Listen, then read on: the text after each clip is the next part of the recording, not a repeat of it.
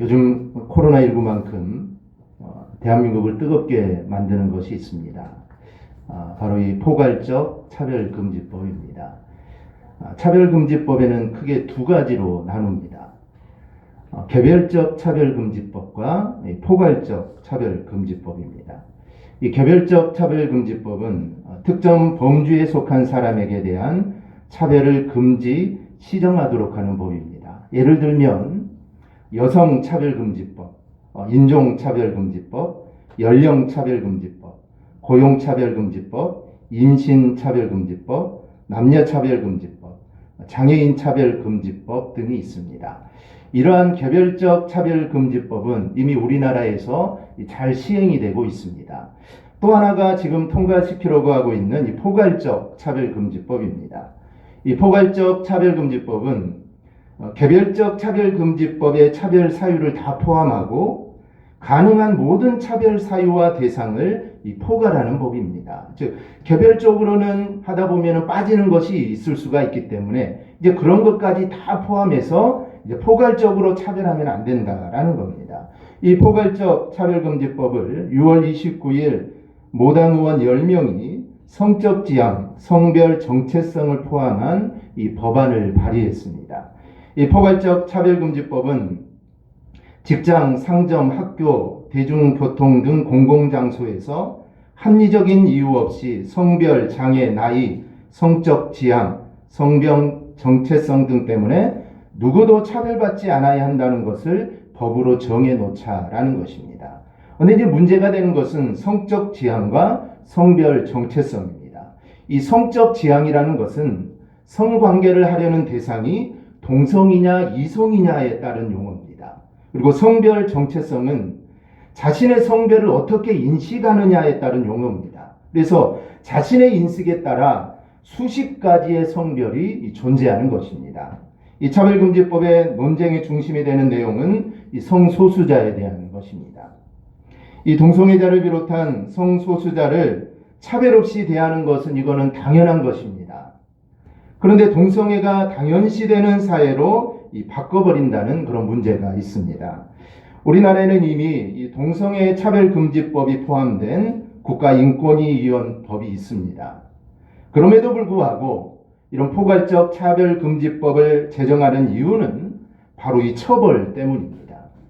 국가인권위는 차별금지법을 어길 경우 3년 이하의 징역 또는 3천만 원 이하의 벌금까지 무는 법률로 제정하여 집행하려고 하는 것입니다.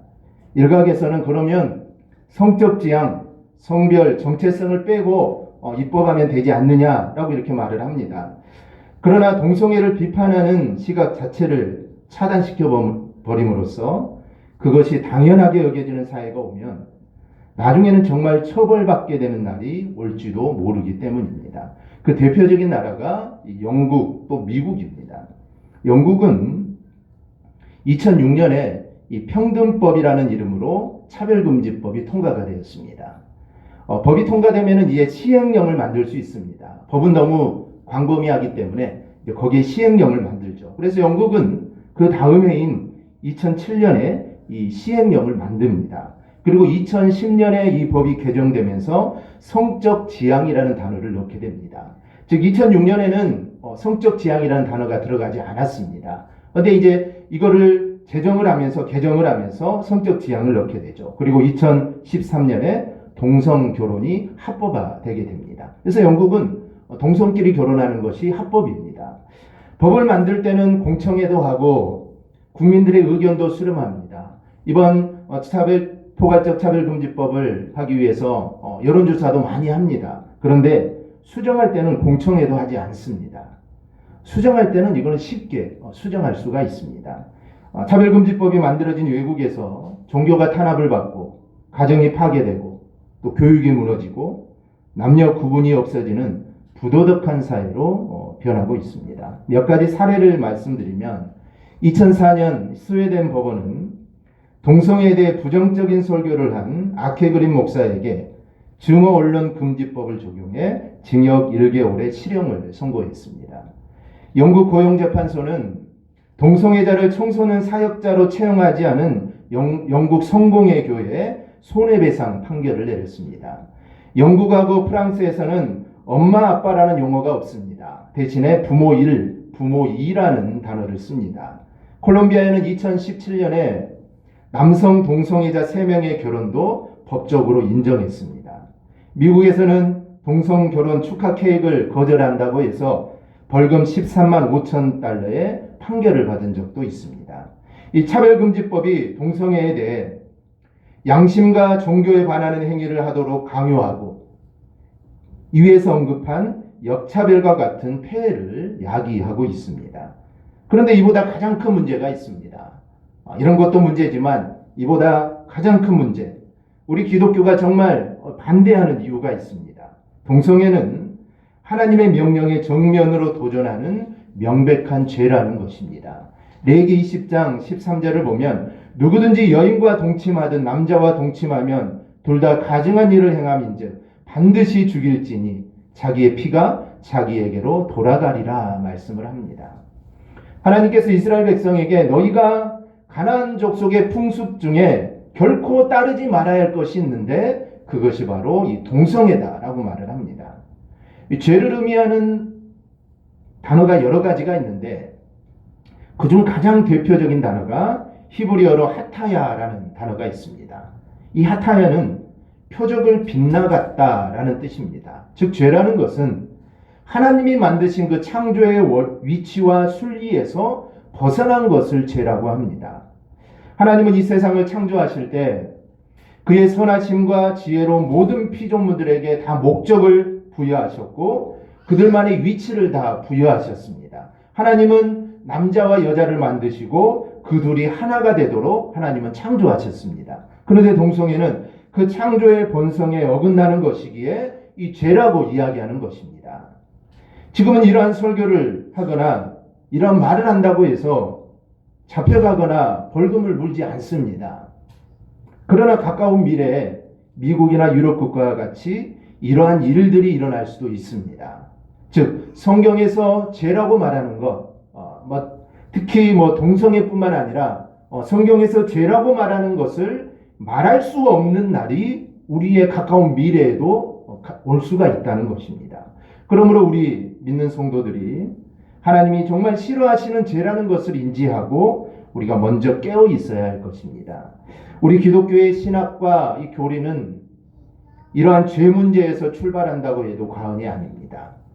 죄 문제를 떼어놓고 기독교에 대해 이야기할 수가 없습니다. 아담과 하와가 에덴 동산에서 쫓겨난 이유가 무엇입니까? 또 노아 시대에 홍수로 심판을 받은 이유가 무엇입니까?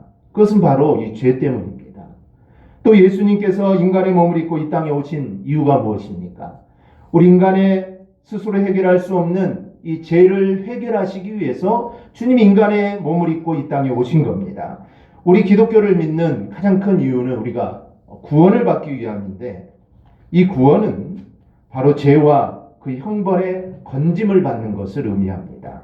가브리엘 천사가 마리아에게 나타나서 아들을 낳으리니 이름을 예수라 하라. 이는 그가 자기 백성을 그들의 죄에서 구원할 자이심이라 라고 했는데 이 말씀도 예수님이 이 땅에 오신 목적이 인류를 죄에서 구원하시려고 오신 분임을 드러내고 있습니다.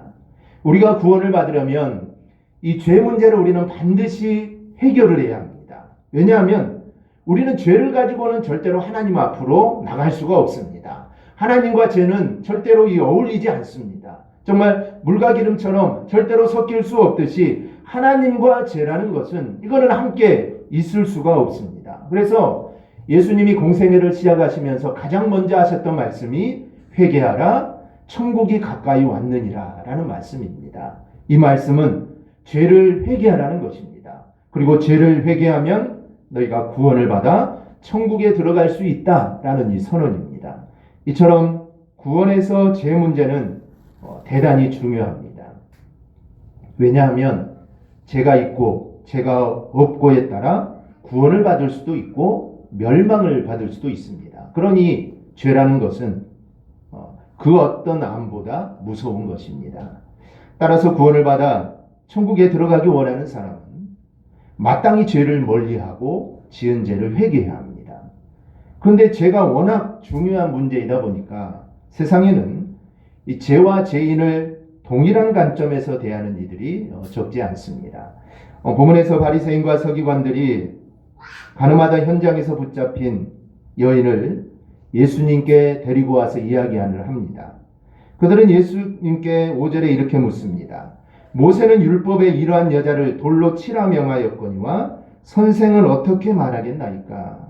이러한 그들의 언행은 죄와 죄인을 동일시하는 관점으로 보고 있습니다. 그러면 우리는 정말 하나님이 미워하시는 죄와 이 죄를 범한 죄인과의 관계를 우리는 어떤 관점에서 우리는 바라봐야 합니까? 우리가 이 문제가 해결된다면, 즉 죄와 죄인의 이 관점이 해결된다면 제가 서두에서 말씀드렸던 이 부분도 잘 정립이 될 것입니다. 그래서 오늘 이 시간에는 죄와 죄인에 대한 우리 하나님의 마음이 어떠한지 우리가 함께 살펴보고자 합니다. 먼저는 죄는 하나님이 매우 미워하시는 것입니다. 먼저 우리는 죄가 무엇이고 하나님은 그 죄를 어떻게 여기시는지 우리가 확실하게 알아야 합니다.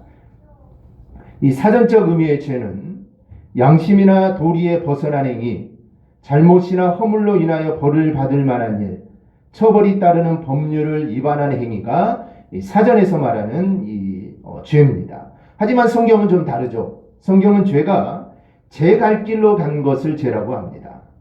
하나님의 법을 어기는 것, 하나님을 대적하거나 불법을 행하는 것, 또 선을 알고도 행하지 않는 것, 바로 이것을 죄라고 합니다.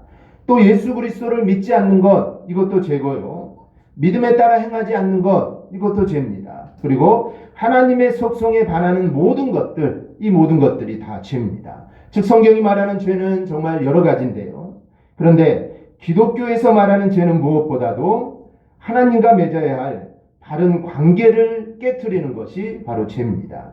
아담과 하와가 하나님이 먹는 날에는 너는 반드시 죽을 것이다 라고 말씀하신 그 선악과를 따먹습니다. 그런데 과일 하나 따먹은 것이 뭐가 죄가 됩니까? 과일 하나 따먹은 거 그게 뭔 대단한 죄입니까? 일반적으로 생각하면 살인이나 강도처럼 다른 사람에게 해를 끼친 것이 아니니 대단한 죄가 아닌 것처럼 생각이 듭니다.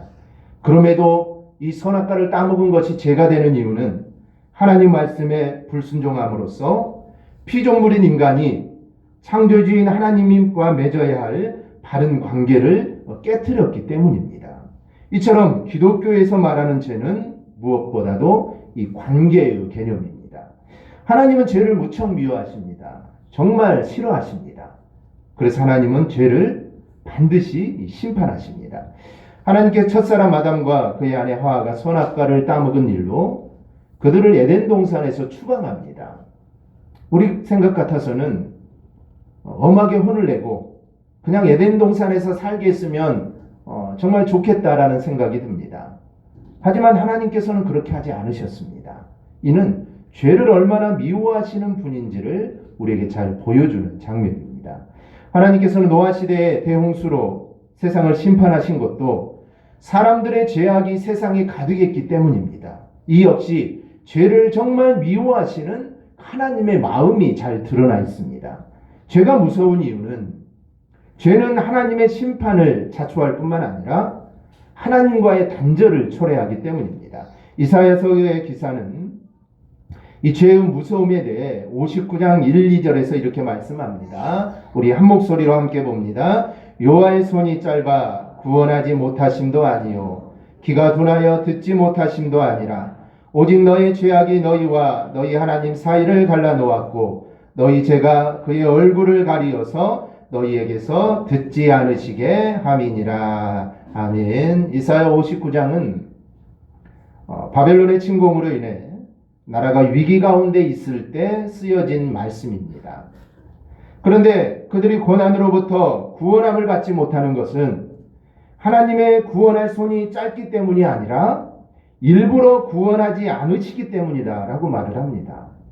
또 그들이 정말 열심히 기도하지만 그들의 기도가 응답되지 않는 것은 하나님의 듣는 귀가 둔해서가 아니라 하나님이 일부러 그들의 기도를 듣지 않으시기 때문이다 라고 말을 합니다. 그럼 왜 하나님은 그들의 기도를 듣지 않으시고 또 그들을 바벨론으로부터 그들을 구원하지 않으셨을까요? 그들은 금식하며 날마다 하나님께 기도했습니다. 하나님, 우리를 정말 이 어려움에서 우리를 구원해 달라고 그들은 금식하면서 정마다 날마다 부르짖어 하나님께 기도했습니다. 그럼에도 불구하고 하나님의 응답은 없었습니다. 이러한 표현을 우리가 표면적으로 본다면 정말 하나님은 대단히 무정하시고 그 백성들에게 무책임하며 정말 무관심한 분처럼 보입니다. 그러나 하나님을 그렇게 무정하게 느껴지는 하나님으로 만든 원인은 이스라엘 자손의 만연한 죄악에 있었습니다. 이사야 59장의 말씀은 우리에게도 큰 의미로 다가오는 말씀입니다. 혹시 여러분 가운데 기도하는데 아무런 응답조차 없는 삶을 살고 있지는 않습니까? 정말 날마다 부르짖어 기도하는데 하나님의 응답이 없습니다. 심지어 금식하며 정말 내가 애타게 부르짖는데도 하나님의 응답이 없는 정말 이런 당황스러운 일들을 우리가 경험하고 있지는 않습니까? 그렇다면 우리는 하나님께 부르짖는 일을 잠시 중단하고 여러분의 자신의 삶을 한번 우리는 돌아봐야 합니다. 기도를 들으시는 하나님 앞에 응답받기에 합당한 삶을 내가 살고 있는지 내 자신을 돌아봐야 합니다. 이스라엘 백성들은 하나님 앞에 합당한 삶을 살지 못했습니다. 그러니 그들이 아무리 부르짖어도 정말 금식하며 아무리 기도해도 하나님은 저들의 기도를 절대 듣지 않습니다. 시편 66편 18절을 보면 내가 나의 마음에 죄악을 품었더라면 주께서 듣지 아니하시리라. 이렇듯 죄는 하나님과 우리 사이를 갈라놓고 멀어지게 하는 정말 무서운 행위라는 것입니다. 일반적으로 죄에는 그에 상응하는 형벌이 따릅니다. 이 범죄와 형벌에 관해 다룬 법률을 형법이라고 하는데 이 형법은 어떤 행위가 처벌의 대상이고 그 처벌은 어느 정도로 내려야 하는지를 규정하고 있습니다. 하나님께서 모세에게 주신 율법에도 이러한 형법적 요소가 있습니다. 이 율법에 보면 우상을 숭배하는 자는 사형이라는 형벌이 주어집니다. 그리고 오늘 본문과 같이 간음하는 여자에게는 돌로 치는 형벌이 내려집니다. 하나님 모세의 율법에 형법적 요소를 둠으로써 죄는 그에 상응하는 벌이 따름을 경고하고 계십니다. 하나님이 죄를 얼마나 미워하시는지는 죄의 여부에 따라 죽음 이후 심판이 달라진다라는 데에도 확인할 수 있습니다. 예수님께서 이 최후의 심판을 다룬 양과 염소의 비유를 이야기하시면서 그들은 영벌에 의인들은 영생에 들어가리라 말씀합니다. 즉 죄인은 지옥에서 영원한 형벌을 받고 의인은 천국에서 영생을 누린다는 겁니다. 이 성경에서 의인의 반대말이 바로 죄인입니다. 하나님께서 죄인에게 영벌을 내리시는 것은 그만큼 하나님이 죄를 미워하시기 때문입니다. 이처럼 죄는 하나님과 우리 사이를 갈라놓고 하나님과 원수가 되게 하고 마지막에는 형벌을 받게 됩니다. 죄의 결과가 이토록 무서운 것이고 하나님이 죄를 그토록 미워하신다면 성도는 마땅히 죄를 멀리해야 합니다. 그러나 죄는 미워하되 죄인은 사랑하는 것이 하나님의 마음입니다. 사람들은 죄와 죄인을 동일시하는 경향이 있습니다. 그래서 죄를 미워하듯이 그 죄를 지은 사람 역시 미워하는 사람들이 많습니다. 어떻게 생각하면 매우 당연한 것처럼 보입니다. 지난 2019년 5월에는 제주도에서 고유정이 전 남편을 무참히 살해하고 시신을 참혹할 정도로 끔찍하게 훼손하여 유기한 사건이 발생을 했습니다. 이 사건이 보도되자 고유정에 대한 국민들의 비난 여론이 막 들끓었습니다. 그렇다고 죄와 죄인을 동일시하는 경향을 우리가 무조건 일반화해서는 안 됩니다. 죄는 미워하되 사람은 미워하지 말라라는 말씀이 있습니다. 이건 성경에 있는 말씀은 아니고 참회록을 지은 유명한 교부 어거스틴이 한 말입니다. 그의 이 말에는 용서와 사랑이라는 이 기독교 정신이 녹아 있습니다. 사실 이것이 우리 하나님의 마음입니다. 우리는 성경에서 죄는 미워하시나 이 죄인은 사랑하시는 하나님의 모습을 우리가 많이 발견할 수 있습니다. 아담과 하와가 이 선악과를 따먹은 죄로 인해 에덴 동산에서 쫓겨날 때 하나님은 그들을 맨몸으로 내보내시지 않았습니다. 즉 그들에게 가죽옷을 지어 입히셨습니다. 하나님께서 아담과 하와의 범죄로 인해 아담과 하와만 형벌을 받은 것이 아니라 땅도 저주를 받게 됩니다. 그래서 땅에서는 가시덤불과 엉겅퀴가 났는데 가죽옷은 가시와 엉겅퀴로부터 몸을 보호해주는 역할을 했을 겁니다. 또 가죽옷은 질기고 튼튼해서 아담과 하와가 나뭇잎을 엮어서 만든 옷과는 달리 또 오랫동안 입을 수 있습니다. 이 범죄한 이들에게 가죽옷을 지어 입히신 이 하나님의 행위는 죄인을 사랑하시는 하나님의 마음이 그 안에 담겨져 있습니다. 그러나 가늠한 여자를 붙잡아 예수님 앞으로 데려온 이 바리새인과 서기관들은 이 여인을 정죄의 대상으로 보았습니다. 즉 죄와 죄인을 동일시하고 있는 겁니다. 그들은 가늠한 여자를 돌로 치라는 이 명시한 율법을 들먹이면서 예수님의 입에서 이 여인을 향한 이 정죄의 말이 나오기를 그들은 기다리고 있습니다. 그러나 예수님은 정죄의 말을 단 한마디도 하시지 않습니다. 그리고 오히려 7절을 보면 너희 중에 죄 없는 자가 먼저 돌로 치라라고 말씀을 합니다. 그 이후에 어떠한 일이 벌어집니까? 예수님의 말씀을 들은 사람들은 모두 양심의 가책을 느끼고 그 자리를 떠났습니다. 이것은 모든 사람들이 가늠한 여자와 다를 바 없는 죄인이며 예수님은 죄인을 사랑하시고 어떻게든 그에게 살 길을 열어주시는 그 분이라는 것을 우리에게 보여주는 장면입니다. 이처럼 죄는 미워하나 죄인은 사랑하시는 것이 우리 하나님의 마음입니다.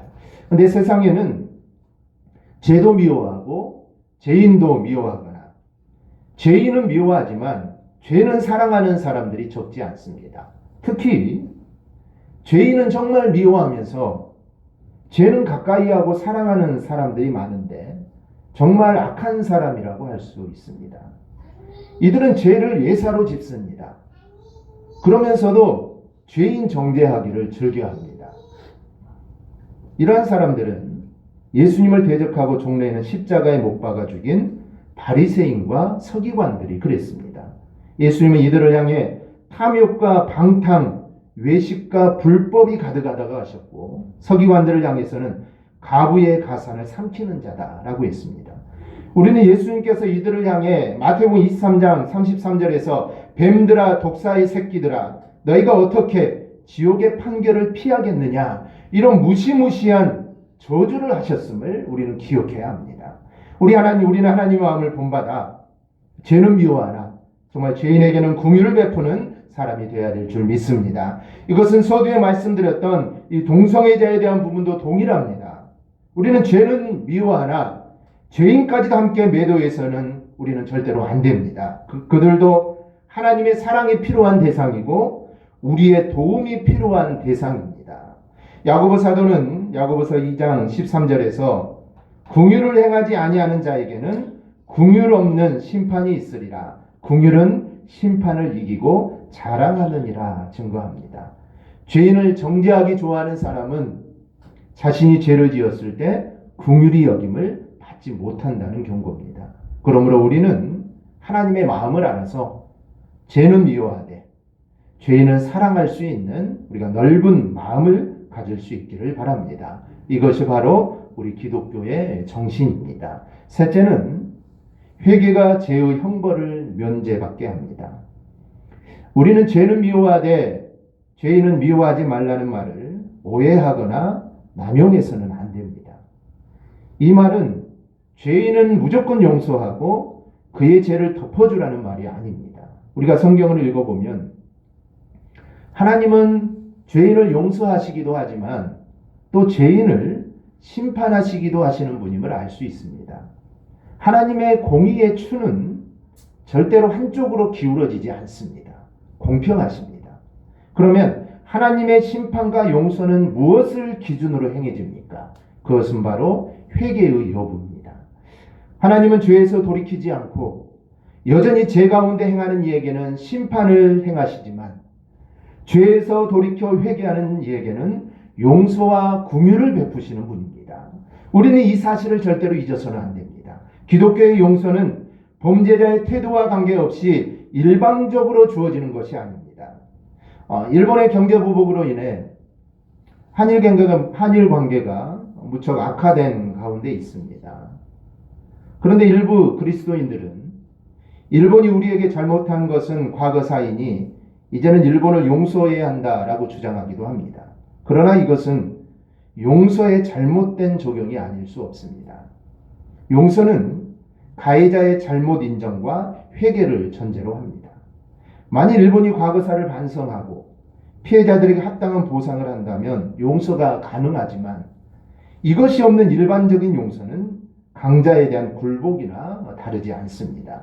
예수님이 누가복음 17장 3, 4절에서 너희는 스스로 조심하라.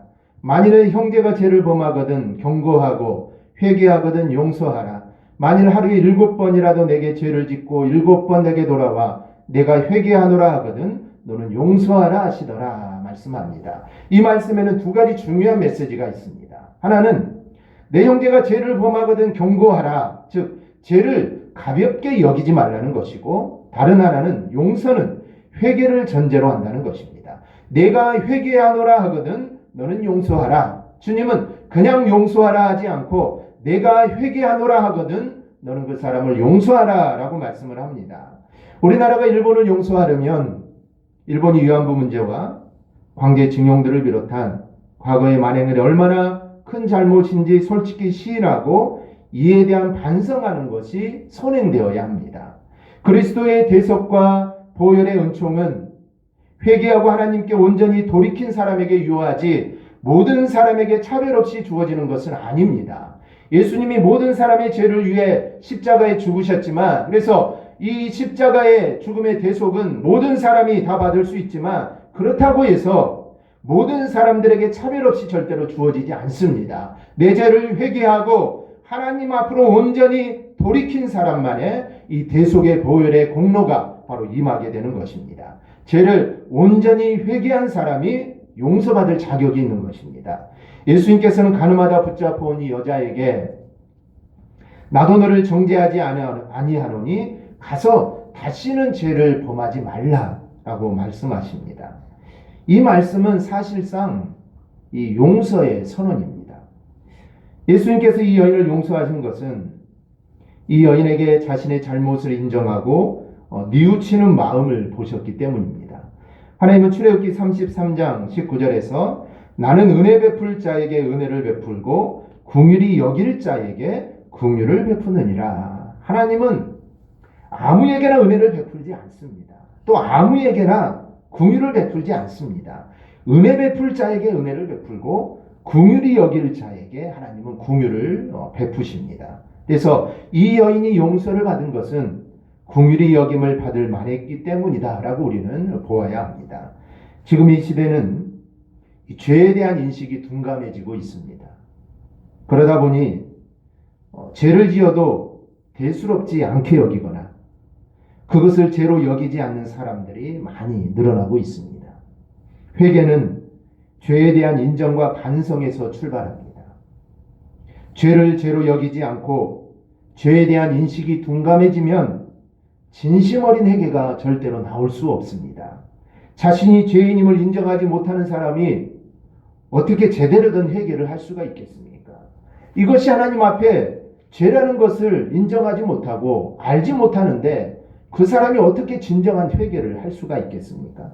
우리가 죄를 가볍게 여기지 말아야 하는 이유는 죄의 삭은 사망이라는 말씀에서 알 수 있듯이 죄는 심판과 형벌이 따르기 때문입니다. 그런데 정말 진심 어린 회개는 이 무서운 심판과 형벌을 면제받게 해줍니다.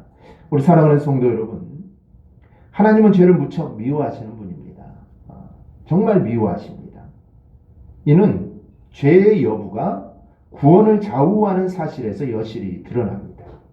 성경에 죄에 대한 심판의 이야기가 정말 많이 나오는데요. 이렇게 많이 나오는 것도 죄를 미워하시는 하나님의 속성을 잘 드러내고 있습니다. 그러나 하나님은 죄인을 사랑하시고 회개와 용서의 기회를 주시는 분입니다. 그래서 독생자 예수 그리스도를 이 땅에 보내신 겁니다. 하나님이 죄인을 사랑하시고 회개와 용서의 기회를 주시지 않기 위한다면 예수는 이 땅에 보내실 이유가 없습니다. 근데 하나님은 우리를 사랑하시기에 예수님이 이 땅에 보내주십니다. 이것은 우리에게 다시 한번 기회를 주신 겁니다. 그리고 그리스도의 십자가의 죽으심으로 하나님께서 죄를 얼마나 미워하신지를 우리에게 보여주십니다. 예수님이 그냥 죽으신 것이 아니죠. 정말 그 당시에 최고의 정말 극악무도한 죄를 지은 자가 죽는 형벌이 십자가의 형벌입니다. 그래서 하나님은 예수님을 그 십자가의 형벌에 죽으심으로 하나님이 죄를 정말 이렇게 미워하신다는 것을 보여준 겁니다. 동시에 죄인을 향한 하나님의 사랑이 얼마나 지극한지도 우리에게 확실하게 보여주신 겁니다. 그러니 우리는 죄 가운데 있을지라도 우리가 희망을 가질 수 있습니다. 죄를 사랑하시는 하나님은 회개한 죄를 용서하시는 분이시기 때문입니다. 하나님이 죄를 미워하신다면 우리는 마땅히 죄를 회개하고 우리는 멀리해야 합니다. 예수님께서 가늠한 여자에게 하신 말씀처럼 다시는 이러한 죄를 우리는 범해서는 안 됩니다. 오늘 이 자리에 모인 모든 성도들이 죄와 죄인에 대한 하나님의 마음을 우리가 잘 헤아려서 죄를 미워하고 죄를 멀리하되 죄를 지은 사람에 대해서는 하나님의 사랑으로 또 그들을 바른 길로 이끌어갈 수 있기를 주님의 이름으로 축원합니다. 아멘. 기도하겠습니다.